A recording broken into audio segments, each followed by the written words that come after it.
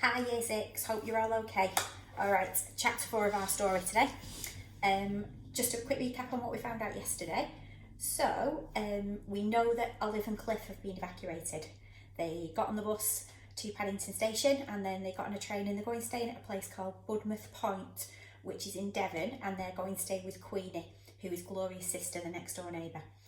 They were quite excited about it. They got on the train and had the luggage labels attached to them so they knew who they were and where they were going. We know there was a bit of altercation on the train with the infamous Esther Jenkins, who sounds like she's going to be a little bit of trouble.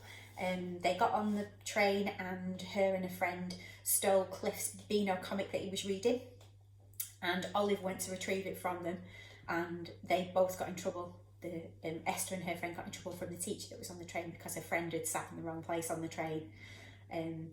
Olive and Cliff sat down and Esther continued to glare at Olive. I don't think it sounds like they're going to be friends anytime soon. I think she's probably going to cause a little bit of trouble for Olive, but let's see what happens from there. So, chapter that we're going to read today is called Caring for Evacuees is a National Service. It was dark when we finally arrived, which wasn't a bad thing. I was tired of seeing cows and fields and trees and little country stations hung with bunting and WRVS ladies rushing forwards to welcome the train, which had been exciting at first, but after a while just made the journey seem longer. One by one, the carriages had emptied out, and now, at last, it was our turn. Budmouth Point, announced the guard. Train calling at Budmouth Point. Everyone was on their feet before the train had even stopped. In a scramble of suitcases, our entire carriage made for the doors. Mr. Barrowman, shouting over our heads, told people to stop pushing. One at a time, he hollered. Remember your manners, this isn't the Harrods sale. No one was listening. We were all too eager to see what Budmouth Point was like. So in the end, the guards simply opened the train doors and we tumbled out onto the platform. There was no bunting. There was no WRVS women to greet us. It felt oddly quiet after the noise of the train, and for a moment, everyone seemed a little bit stunned. You all right? I asked Cliff, dumping his suitcase in front of him. He nodded. Smells different here, doesn't it? He was right. The air smelled wet, salty. With a shiver of delight, I thought of the sea. Tomorrow we'd go to the beach, see the lighthouse, find seashells like the ones Dad used to bring us. In fact, I was beginning to feel quite hopeful when two ladies in Wellington boots appeared from the direction of the ticket office. They were having an argument. With all due respect, Mrs. Henderson, are you telling me how to do my job, Miss Carter? Of course not, but if she's a kinder transport child. As Mr. Barrowman cleared his throat, they broke apart with a startled, Oh, you must be our evacuees, cried the shorter and rounder of the two women, as if we'd dropped from the sky. She looked like someone for a murder mystery story, the type who wore tweed and drank sherry. Indeed, I suppose we must, Mr. Barrowman replied. He did sarcasm as well as any teacher. Then, welcome to Budmouth Point. She threw her arms open rather theatrically. A titter went through the group, which Mr. Barrowman quickly shushed. I'm Mrs. Henderson. I've lived here all my life, and this, she indicated to the other woman sniffler, is Miss Carter, who's been here not quite a week. Miss Carter was a lot younger than Mrs. Henderson. She had blonde hair cut to her jaw and looked thoroughly fed up. All I suggested was, ignoring her, Mrs. Henderson said, allow us to escort you to the village hall where you will be introduced to your host families. She made it sound just round the corner.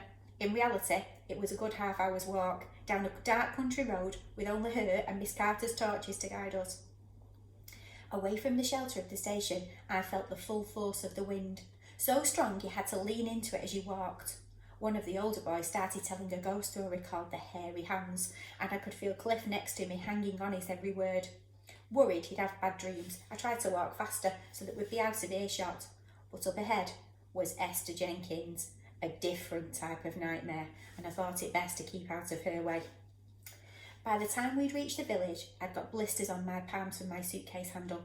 Perhaps Mum had been right about those extra books after all. I was ravenous too, and wondered what Queenie might have made for our supper. It was hard to see anything at Budmouth Point itself. The dark felt even thicker than the blackout in London, though I could just about make out outlines of houses on either side of the road. Crikey, it's so quiet here, one of the girls observed. Budmouth Point, Budmouth damp more like it, Esther Jenkins muttered. A few of the boys pretended to laugh. Cliff just squeezed my hand, and I squeezed back just to let him know that I was right there. Then I saw the light. Not from Mrs. Henderson's torch. This was something bigger, out beyond the houses. It wasn't constant like the searchlights over London, but every few moments sent out a beam so strong that in it I glimpsed the grey water and the white-top waves of what had to be the sea. My heart gave a little skip. "That's the lighthouse," said Miss Carter, who appeared beside me. "Beautiful, isn't it? A beacon to guide the lost to safety." It was beautiful. I'd never seen a real working lighthouse before. The way its light reached far out into the darkness was mesmerising to watch. Miss Carter sighed. "There's talk of turning it off now, though. It's a threat to national security, apparently, because the enemy's been using landmarks like this to navigate their planes." "When they come over to bomb us, you mean?" I'd heard something similar back in London about German pilots following the Thames to find their targets. Exactly that. This war, I thought bleakly. This horrid, horrid war. Even down here in the wilds of Devon we couldn't escape it. Inside the village hall was a table laid for tea. It was a decent-looking spread, thick white bread with proper butter underneath the jam, and slices of dark, crumbly fruit cake. But Mr. Barrowman shooed us away from the table. "We're not here to eat the locals out of house and home," he said sternly. "Oh, can't we have some?" whispered Cliff, who knew I would be starving. "No one else has, so we'd better not," I answered. "We don't want Queenie to think we've got worms. At least people weren't lying when they said you got better food in the country. This lot looked wholesome and fresh and gave me high hopes for what we'd eat tonight at Queenie's." Behind the table stood a group of women who I guessed were the locals. Even the younger ones were still dressed in the long skirts and bell hats Londoners wore in the other war, the one that ended 22 years ago. "Which is Queenie?" Cliff asked. I didn't know. I'd never seen a photo. In my head I pictured her as tall like Gloria, with a warm, smiley face. Being Suki's pen pal, she was bound to be fun-loving, lipstick-wearing, jitterbugging type who'd be friendly and welcoming towards us. It was bewildering that no one in these groups fitted her description. These women didn't even smile. They were pointing at us evacuees, discussing us like we were choosing what cake to have for their tea.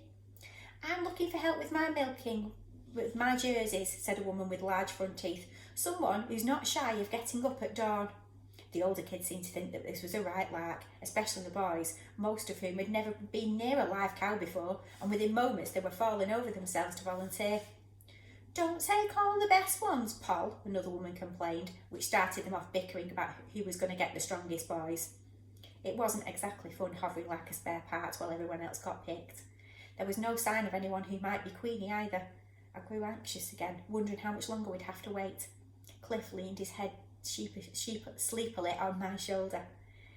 "Do you think she's forgotten us?" he yawned. "Course not, you dafty," I tried to say, cheerful for both our sakes. "She's probably just adding the finishing touches to our supper." "What do you reckon she's made for us?" I thought for a moment.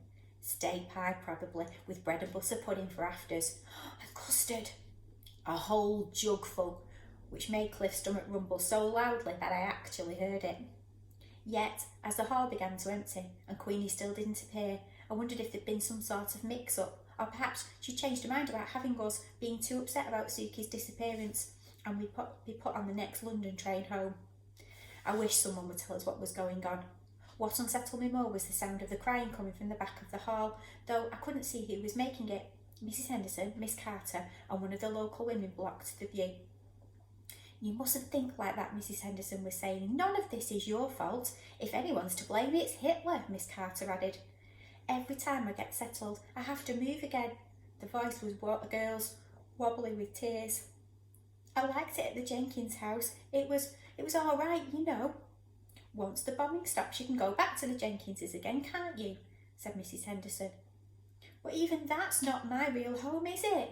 the girl sobbed. "I know, lovey, I know," soothed Mrs. Henderson. I still couldn't see who the person crying, but with a start, I recognised her face. The strange, gruff twang was a giveaway, and the name Jenkins. "Crikey," I muttered under my breath. If someone as tough as Esther Jenkins could cry, there wasn't much hope for anyone else. But for us and the little group surrounding Esther, the hall was now completely empty. I felt miserable. We might as well have stuffed ourselves with the bread and jam. No one would have noticed. I was about to take some for Cliff and myself when Mrs. Henderson looked around. "Oh, you poor mite," she gasped in surprise. "You're still here?" "Yes, we are," I said dismally. I waited for her to say something, to tell us what to do, but she simply looked at her watch and frowned. "So, is Queenie coming for us?" I asked. She let out a big bellow of a sigh. "That's the plan, though goodness knows where she is. I can't wait here forever. I've got my goats to milk." Cliff and me glanced at each other. "Why would anyone milk a goat?" "I specifically told her to be here at 6, Mrs. Henderson continued. This isn't good at all." "Perhaps you got the day wrong," I offered, though it sounded pretty feeble. Mrs. Henderson shook her head. "It's those clocks of hers. Very romantic, but terribly impractical." I didn't know what Mrs. Henderson meant. I was starting to realise my days of counting on grown-ups and big sisters were over. I was going to have to take charge myself. I turned to Cliff. "Buck up. Let's grab our things, shall we? If Queenie won't come to us, then we'll go to her." Which was all very well, except I didn't have a clue where the post office was.